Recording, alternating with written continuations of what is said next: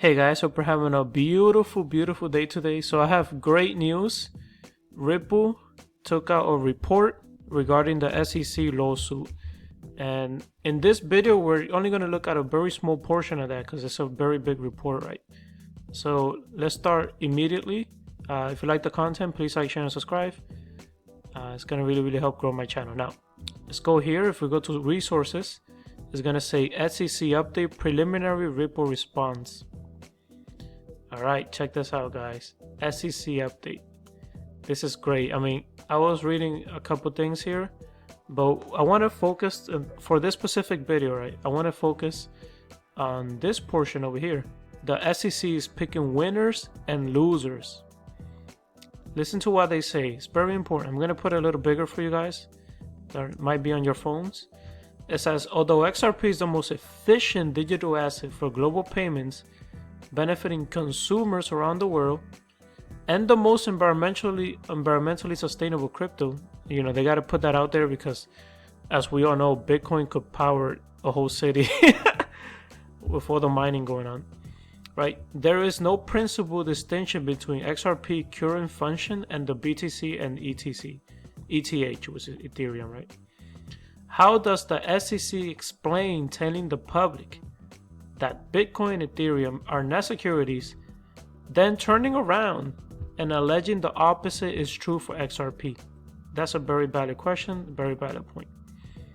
Let's continue. What's particularly interesting here is that at one point, the SEC claimed that Ethereum might have been born a security, but eventually evolved into a non-security. So that's very interesting, offering no guidance or framework for this determination. So this is what they're asking. We're just asking for the rules to be stated clearly and for the rules to be applied consistently across the board. I love this. I mean, you couldn't word this any better. I mean, the Ripple legal team is amazing. And they sent the Freedom of Information Act request to the SEC asking for more information about how they determined that Bitcoin and that Ethereum was a non-security. And they did this in hopes of gaining more clarity on how they came to the initial conclusion about Ethereum. So this is great. I love it. And we're going to see this letter right now. I'm going to show it to you. And this is the letter that they sent. Freedom of Information Act request for records relating to Ether determination. And listen to how they title this. It says here, letters regarding Chinese control of cryptocurrencies. I find it hilarious because they're basically saying, hey, you know what? You guys said it's not a security, but it's kind of controlled by another country. So, you know, is it really decentralized? I don't know. But it's hilarious. Check this out. It says here, they basically mentioned that in 2014, right, the Ethereum Foundation did a fundraiser of sales of pre-mined Ether tokens, right? They did a fundraiser, and it's interesting because it says the Ether purchase was not usable or transferable by the purchasers at the time of the sale. Instead, purchasers had to wait until the launch of Ethereum on July 30th, 2015. So they did the fundraiser on September 2nd, 2014, and they basically had to wait almost a whole year, right, to actually wait for the Ethereum network to launch and everything. So this is very interesting, right? They're like, hey, you know what? You said Ethereum was a security at the beginning, but then it was not. So I'm just gonna put that out there. That's basically what Ripple is saying. But let's continue. They gave another valid point here in the session B, where it says letters regarding Chinese control of Bitcoin and Ethereum. They said multiple news outlets, right, have reported on letters from the former SEC chairman Clayton received regarding national security related to concerns over China's control of Bitcoin and Ether, both digital assets that the SEC has declared are not security. right? And then they mentioned a couple letters that were sent back and forth between people in Congress and Clayton, telling them about how it's it's dangerous to not have any legal clarity for the crypto space in the US, right? Because it's like they're losing the financial world with other countries. But this is what Ripple is requesting.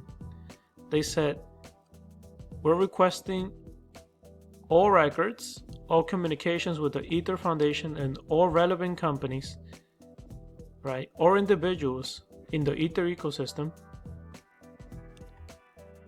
It says here, or any attorney or individuals representing the Ether Foundation, or relevant companies or individuals in the Ether ecosystem, and all documents, internal communication, analysis, or other material, right, or any other current former division director in reaching the determination that Ether is not a security, including drafts of Director Hinman's statement regarding Ether and an analysis prepared by the SEC. And below over here, they're also doing the same for Bitcoin as well. You guys could check that out. So they're like, hey, you know what?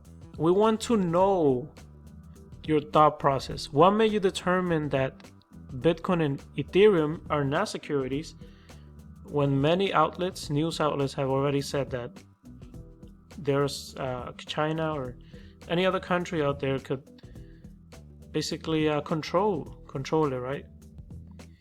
So very, very important, very interesting the way that they're going about this lawsuit.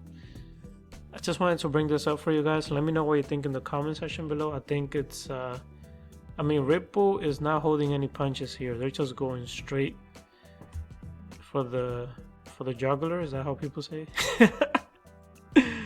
Oh man, this is crazy. I'm super excited. I was reading some of this. I'm like, I cannot make all of this in one video. I'm gonna have to break this up because there's so much information. But yeah, Ripple is saying, hey, you guys are picking winners and losers.